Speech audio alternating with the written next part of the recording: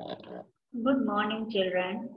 Just as I taught you about Renaissance and you came to know about so many things regarding that period, so many new things were invented, discovered, as well as a spirit of inquiry started. So people started realizing whatever wrong was done nearby them. That is why they started here a reformation movement. So, what is the meaning of reformation? To reform something is to change it in order to make it better. During the Renaissance, as people became more aware of the world, their place in it, and the possibility of human potential, the Catholic Church began to be criticized by many people. Means so many types of unfair things were going on in the churches, which people came to know now because of their spirit of inquiry. So those practices were criticized by so many of people.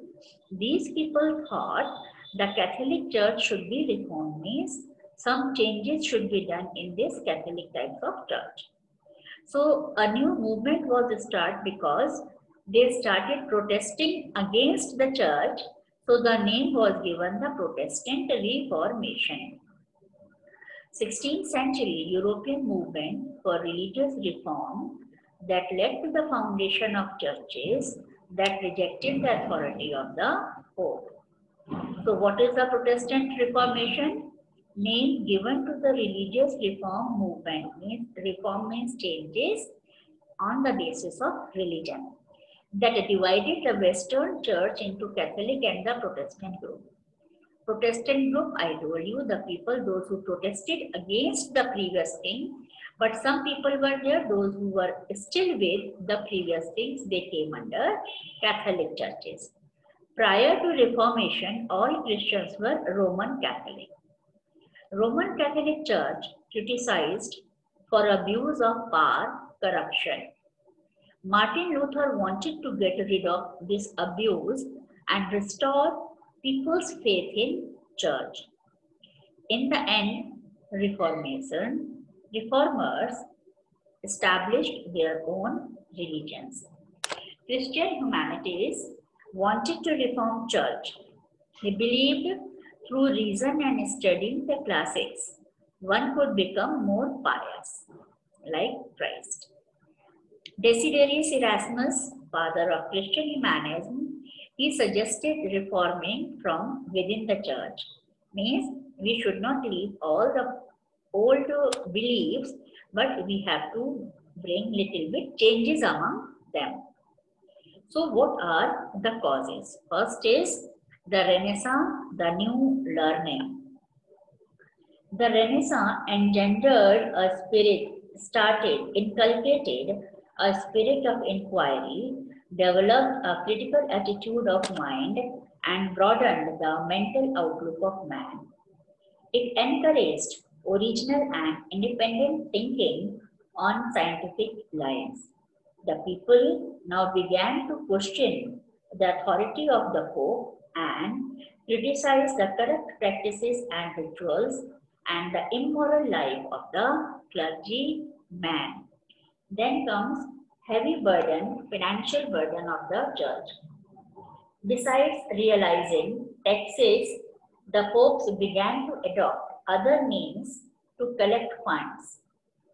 The burden fell on the peasants, laborers, and the middle class people. They all began to oppose the church because of its heavy financial burden. Now, the corruption in the church.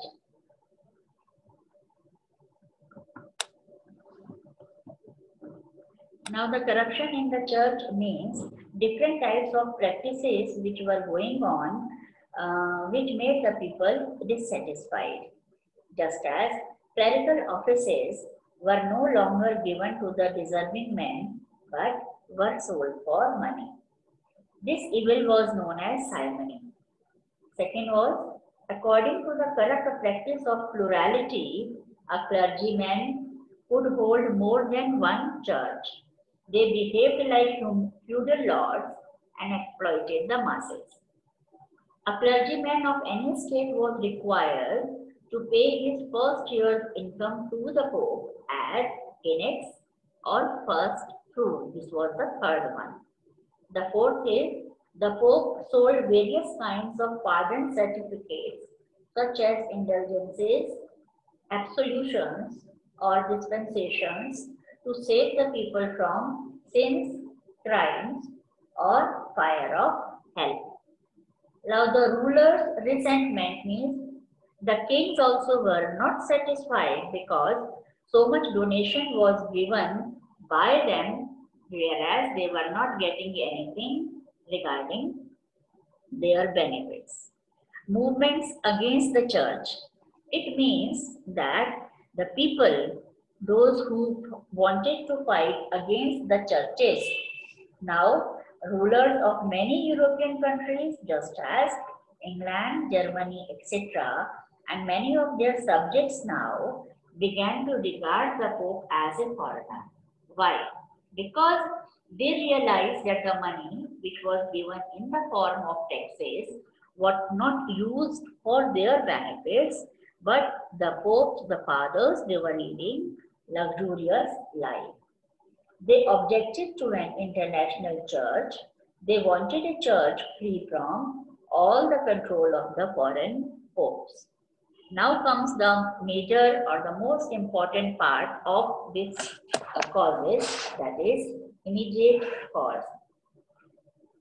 Now, a German reformer, Martin Luther King, who revolted against the sale of the indulgences, raised a strong voice and launched a severe movement against the abuses of the church and the authority of the Pope.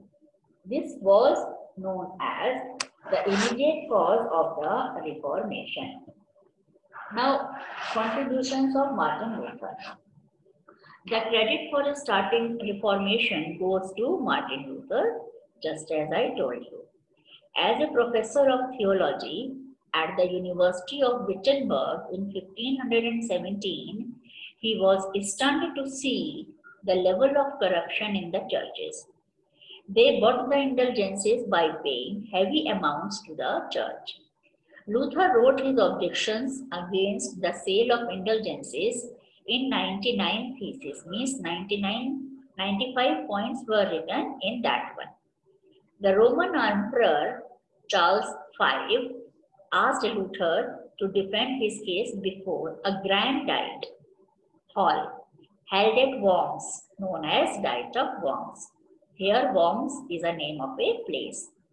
His writings were burnt and he was outlawed there in this meeting.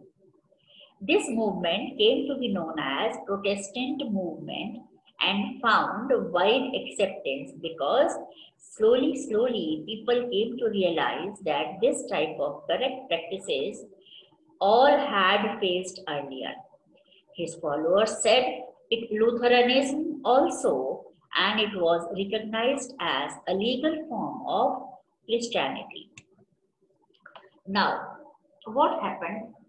Slowly, the Catholic churches, they remained very few, whereas the number of the Protestant movements, it became very higher. So they had to think something for their safety. The Counter-Reformation movement was the direct result of the rapid progress of Protestantism.